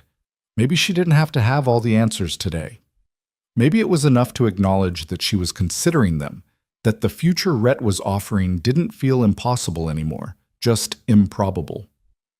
On the ride back to the bunkhouse, the children fell asleep in the wagon bed, exhausted from their adventure. Clara sat beside Rhett in comfortable silence, watching the prairie roll past and thinking about roots and foundations and the courage it took to build something new. Can I ask you something? She said as the bunkhouse came into view. Always. If I say yes, and I'm not saying I am, but if I did, what would that look like? Would we marry right away? Would we... She couldn't quite bring herself to finish the question. Rhett seemed to understand what she was asking. We do whatever feels right to you. If you want to marry before we move to the new place, we marry. If you want to wait, live there as housekeeper or partner or whatever title makes you comfortable, we wait. And as for the rest... He paused, choosing his words carefully. I'd follow your lead.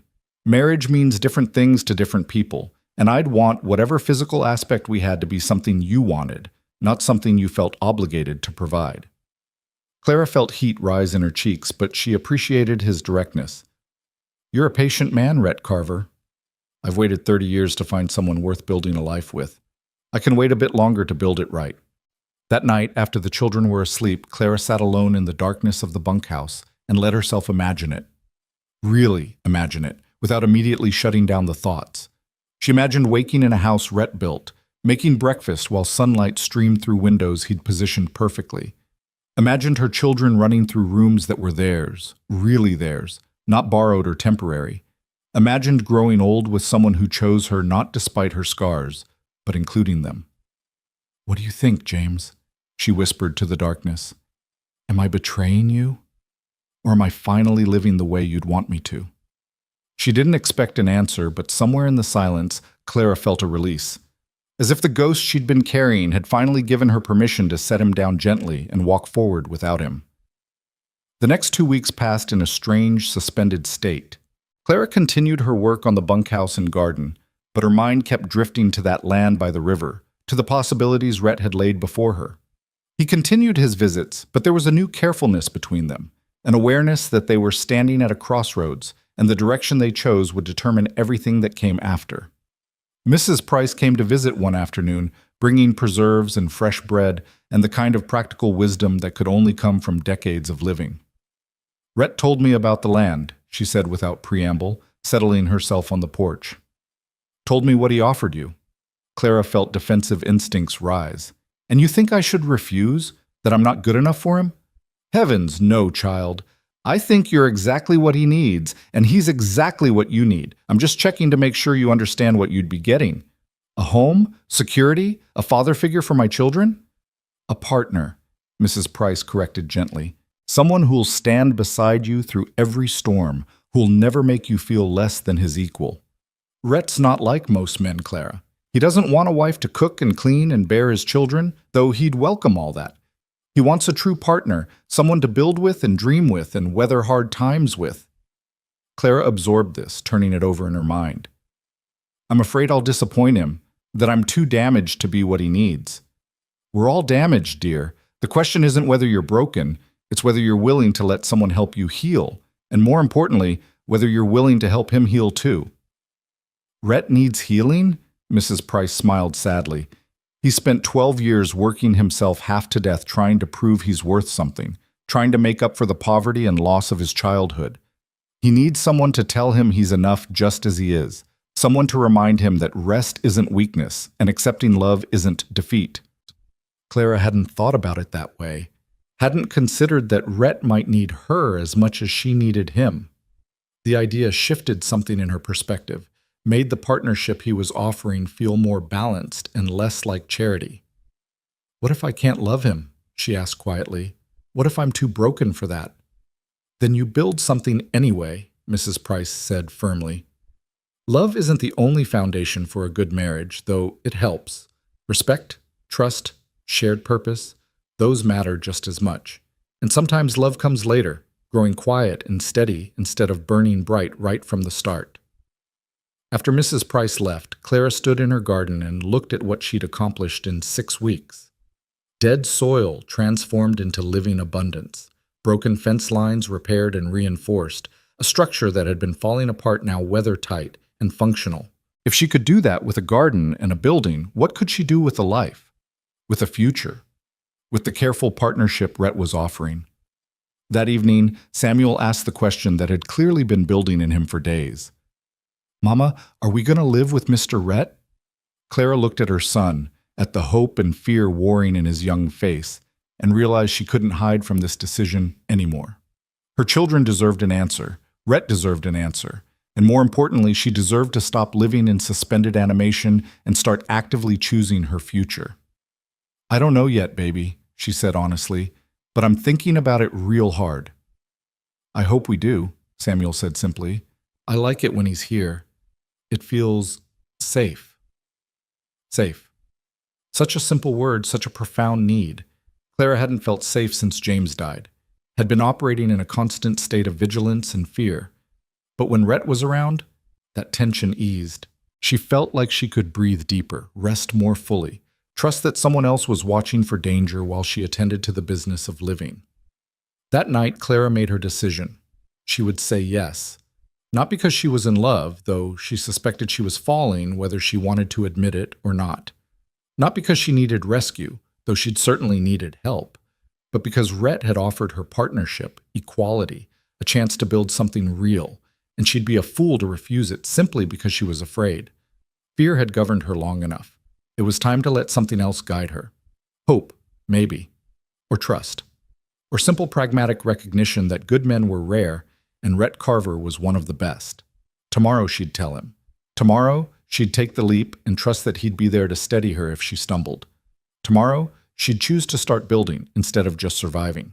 But tonight she sat on the porch and said goodbye to James one final time, thanking him for the love he'd given her and releasing him back to memory where he belonged.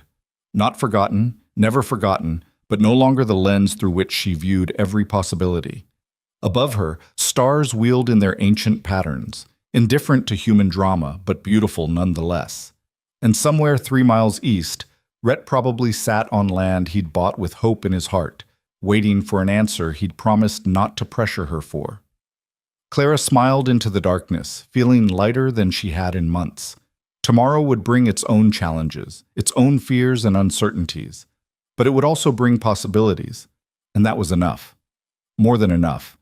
It was everything. Morning came with the kind of crystalline clarity that made everything feel possible. Clara woke before dawn, her decision sitting solid and certain in her chest, no longer a question but a quiet knowing. She dressed carefully in her best dress, the one she'd worn to the gathering, and braided her hair with hands that only trembled slightly.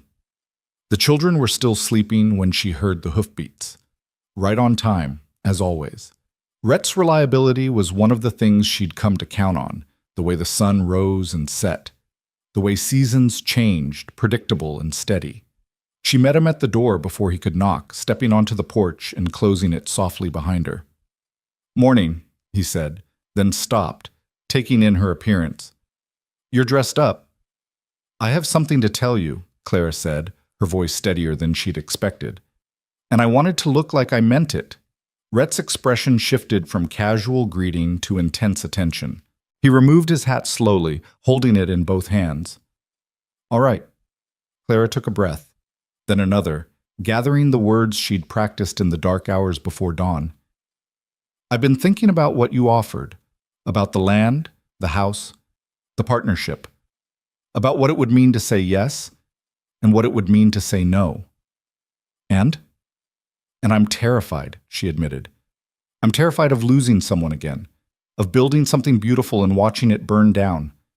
I'm terrified I won't be enough, that I'm too damaged, too grief-stricken, too much of everything you don't need and not enough of what you do. Rhett started to speak, but she held up her hand. But I'm more terrified of living the rest of my life in fear, of teaching my children that the safe choice is to never risk your heart, never build anything, never hope for more than mere survival. Clara stepped closer to him, close enough to see the gold flecks in his eyes catch the early light. So yes, Rhett Carver, yes, I'll build a life with you. Yes, I'll move to that land by the river and help you make it a home. Yes to partnership and possibility, and whatever future we can make together. The transformation in Rhett's face was something Clara knew she'd remember for the rest of her life. Pure joy, unguarded and complete, flooding through every feature until he looked like a man who'd just been handed the world. You mean it? He asked, his voice rough with emotion. I mean it. Rhett closed the distance between them in 2 strides, and before Clara could process what was happening, he'd swept her up in his arms, lifting her feet clear off the porch. She let out a startled laugh, grabbing his shoulders for balance, and then he was spinning them both in a circle, holding her like she weighed nothing and mattered more than anything. When he finally set her down, they were both breathing hard, standing so close Clara could feel the heat radiating from his body. His hands lingered at her waist, steadying her, and she found herself not wanting him to let go. I'll build you the best house you've ever seen, Rhett promised, his voice fervent. Strong walls, good windows, room for the children to grow.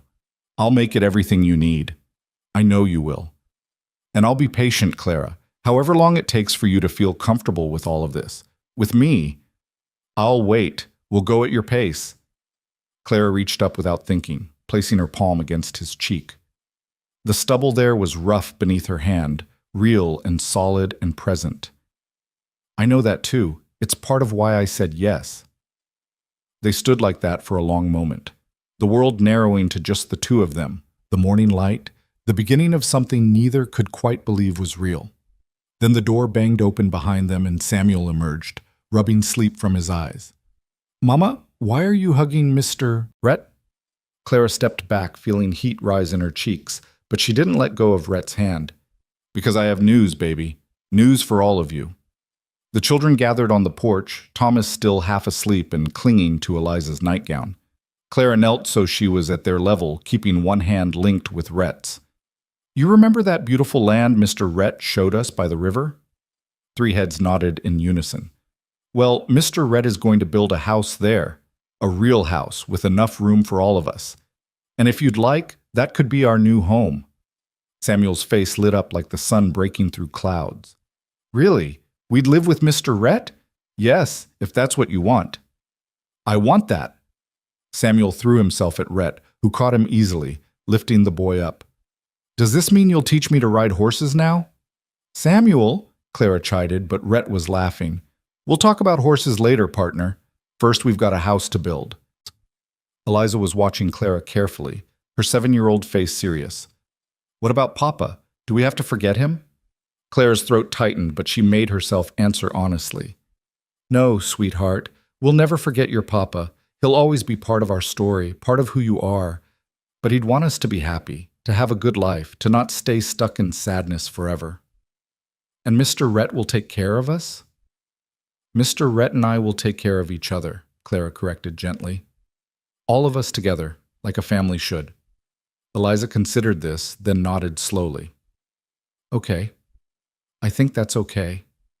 Even Thomas seemed to sense the significance of the moment, reaching his chubby arms toward Rhett with a demand of up, up, that made everyone laugh. They spent the morning in a kind of euphoric planning session, the children throwing out increasingly absurd suggestions for the house, while Clara and Rhett tried to nail down actual practical details. By the time the sun was high and hot, they'd sketched a rough floor plan in the dirt of the yard, and Clara felt dizzy with the reality of what she'd agreed to. When do we start? She asked, as Rhett prepared to leave for his afternoon work at the main ranch. Materials should arrive within 2 weeks. Foundation work starts after that. Figure 3, maybe 4 months to get it livable if the weather holds.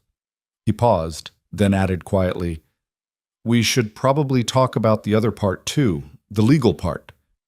Clara's pulse quickened. "Marriage, you mean? If that's what you want? Or we could do it different, whatever makes you comfortable." Clara thought about the practical realities, about property rights and legitimacy, and what people would say if she moved in with a man she wasn't married to. "I think we should marry. Not right away, but before we move. Give people less to gossip about. Give the children a clear understanding of what we are to each other. Whatever you think is best." "You don't have an opinion on when you marry?" Rhett smiled, something soft and private. "My only opinion is that I want to marry you. The timing is yours to choose." Over the following weeks, Clara watched their future take shape in real time. Rhett worked dawn to dusk, splitting his time between his duties at the Price Ranch and the foundation he was laying by the river. Clara visited the site whenever she could, bringing lunch and watching with amazement as posts went into the ground, as lumber was shaped and fitted, as the abstract idea of a house became an actual physical structure. Mrs. Price helped Clara sew a new dress for the wedding, simple but beautiful in pale blue fabric that made Clara feel almost young again. The older woman's fingers were quick and sure as they worked, and her conversation ranged from practical advice about marriage to stories about her own early years with Mr. Price. "It wasn't all easy," she admitted, pinning a hem in place. "We fought terribly that first year, learning how to live with each other, learning that love doesn't mean you agree on everything. But we learned to fight fair, to never go to bed angry, to remember we were on the same side even when it didn't feel like it." "Were you in love with him when you married?" Clara asked. Mrs. Price smiled, her eyes distant with memory. "I was fond of him, respected him, liked him well enough. The love came later, growing slow and deep like tree roots. Some people get lightning strikes. I got something steadier, and I've never regretted it." The comparison gave Clara hope. She was fond of Rhett, certainly respected him, more than liked him if she was honest with herself. Maybe that was enough to build on. The wedding took place on a Saturday in late August, simple and quick in the parlor of the Price house, with only Mrs. Price, her husband, and a few ranch hands as witnesses. Clara wore her new blue dress and carried wildflowers the children had picked that morning. Rhett wore his best shirt, pressed and clean, his hair still damp from washing. When the moment came to speak their vows, Clara's voice wavered but held. She promised partnership and honesty, promised to build a life worth living, promised to honor what they were creating together. Rhett's voice was steady as stone, promising protection and provision, promising to stand beside her, not ahead of her, promising to love her children as if they were his own blood. The kiss was brief and chaste, appropriate for a room full of witnesses and 3 watching children. But in that moment of connection, Clara felt something shift in her chest, a door opening that she'd thought was sealed forever. Samuel cheered loud enough to make everyone laugh, and Thomas clapped his hands with glee even though he probably didn't understand what was happening. Only Eliza was quiet, her face thoughtful as she watched her mother become someone's wife again. Later, as they loaded the wagon for the trip back to the bunkhouse where they'd continue living until the new house was ready, Eliza pulled Clara aside. "Are you happy, Mama?" Clara knelt, taking her daughter's hands. "I am, sweetheart. Scared and happy at the same time. Is that okay?" "I think so. I'm scared and happy too." "What are you scared of?" Eliza bit her lip, clearly struggling with how to articulate complex feelings. "What if we forget who we used to be? What if we become different people and Papa wouldn't recognize us anymore?" Clara pulled her daughter close, breathing in the scent of her hair. "We will become different people, baby. That's what growing means. But the parts that mattered to your Papa, the parts he loved, those will always be there. Our love for him doesn't disappear just because we love other people too. Promise?" "I promise." The house rose from the earth with startling speed once the foundation was set. Walls went up, a roof took shape, windows were fitted into frames that Rhett had measured 3 times to ensure perfection. Clara visited almost daily, watching the structure transform from skeleton to shelter, and each time she felt a growing sense of ownership that surprised her. This wasn't just Rhett's house. It was theirs, designed around their needs, their family, their future. Rhett had built a large common room with a kitchen at one end and space for a table big enough to seat them all. 3 smaller rooms branched off, one for the children to share, one for Clara and Rhett, and one that could serve as storage or a 4th bedroom if needed. It wasn't grand, but it was solid and well made, every board fitted with care, every nail driven true.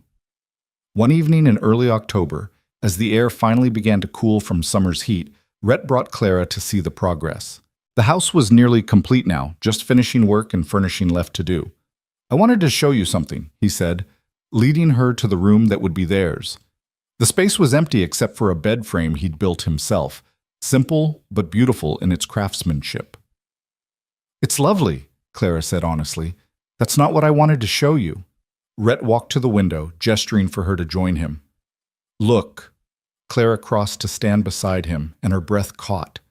The window perfectly framed a view of the river and the cottonwoods beyond, the landscape painted in shades of gold and amber by the setting sun. "I positioned every window in this house deliberately," Rhett said quietly. "This one catches the sunrise.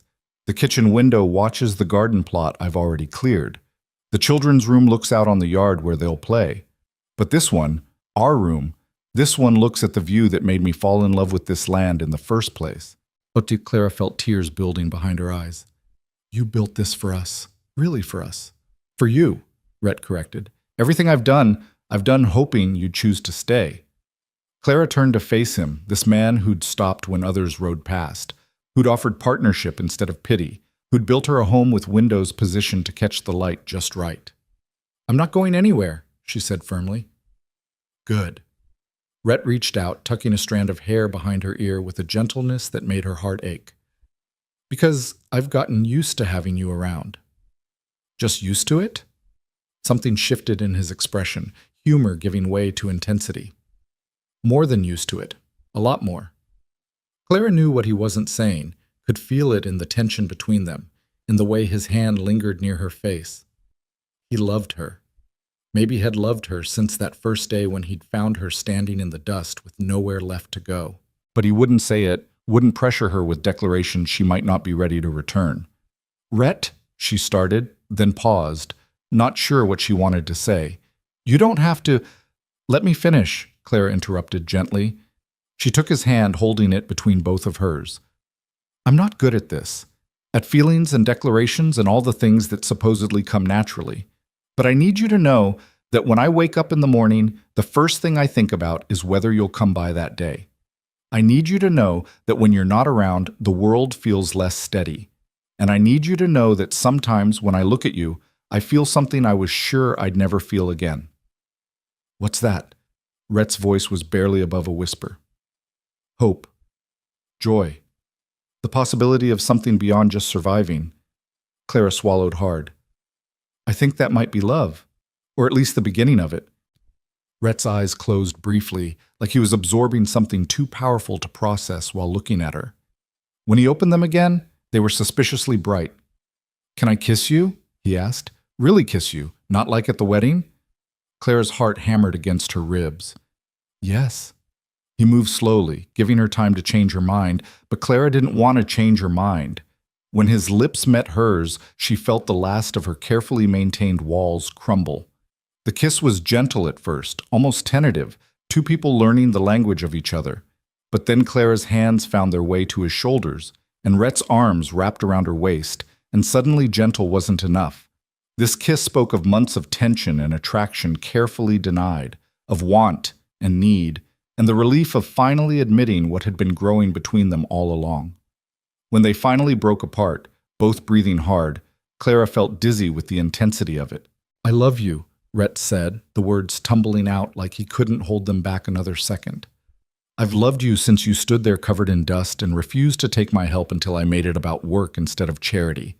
I love your strength and your stubbornness and the way you love those children more than your own life. I love you, Clara, and I'll keep loving you whether you can say it back or not." Clara pressed her forehead against his chest, feeling his heart racing beneath her cheek. "I'm not there yet," she admitted, "but I'm close." So close. That's enough. That's more than enough. They stood like that until the sun had fully set and the room had gone dark around them. When they finally separated, Clara felt fundamentally changed, like she'd crossed some invisible threshold and couldn't go back even if she wanted to. They moved into the house on a crisp November morning when the air smelled of wood smoke and possibility. The wagon was loaded with everything they owned, which still wasn't much, and the children were vibrating with excitement. Neighbors from the Price Ranch and beyond had shown up to help, bringing food and furniture and the kind of practical support that built communities. Mrs. Price had contributed a table and chairs, beautiful pieces that had belonged to her mother. Another family brought blankets and quilts. Someone else arrived with a milk cow and 3 chickens, claiming they had extras and would Clara do them the favor of taking them off their hands. Clara knew charity when she saw it, but this felt different. This felt like welcome, like acceptance, like people investing in her success because they wanted to, not because they pitied her. The house filled quickly with noise and life and laughter. Samuel raced from room to room, claiming his corner of the children's bedroom with loud enthusiasm. Eliza set about organizing their few possessions with surprising efficiency. Thomas mostly got in everyone's way, but no one seemed to mind. By evening, the house looked lived in and loved, the kind of space that had been waiting for a family to make it complete. Clara stood in the kitchen, staring at shelves that now held dishes and cups and the jar of honey Mrs. Price had brought, and felt overwhelmed by the sheer reality of it. "You all right?" Red appeared beside her, sliding an arm around her waist with an ease that still surprised her. "I'm trying to remember the last time I felt this settled," Clara admitted. "This safe." "And?" "I'm not sure I ever have. Even before James died, there was always an edge of worry. Would the crops fail? Would we have enough? Would something happen to change everything?" She leaned into Rhett's solid warmth. "But this feels different, solid." "We built it solid," Rhett agreed. "Together." That night, after the children were asleep and the last visitors had departed, Clara and Rhett sat on their porch, and watched the moon rise over the river. The silence between them was comfortable, the kind that came from 2 people who didn't need to fill every moment with words. "Remember what you told me that first day?" Clara asked eventually.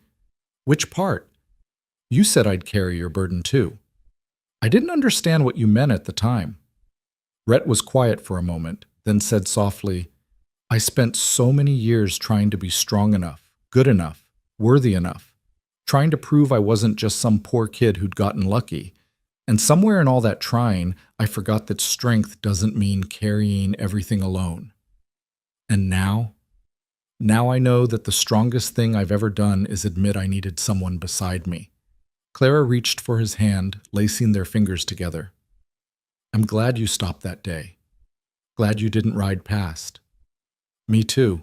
Best decision I ever made." The seasons turned and the land around their home transformed with them. Winter came mild, bringing frost but no devastating storms.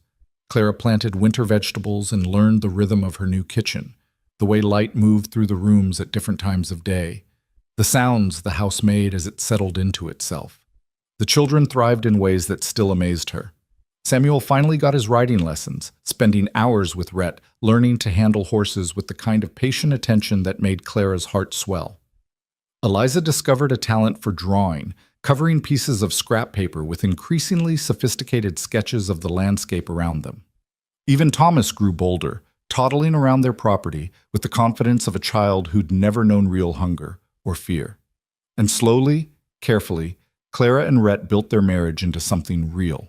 The physical side came gradually, Clara's comfort growing in increments until one night in January, she reached for him first, and they learned the language of each other in the darkness of their bedroom with the river singing outside. It wasn't like it had been with James.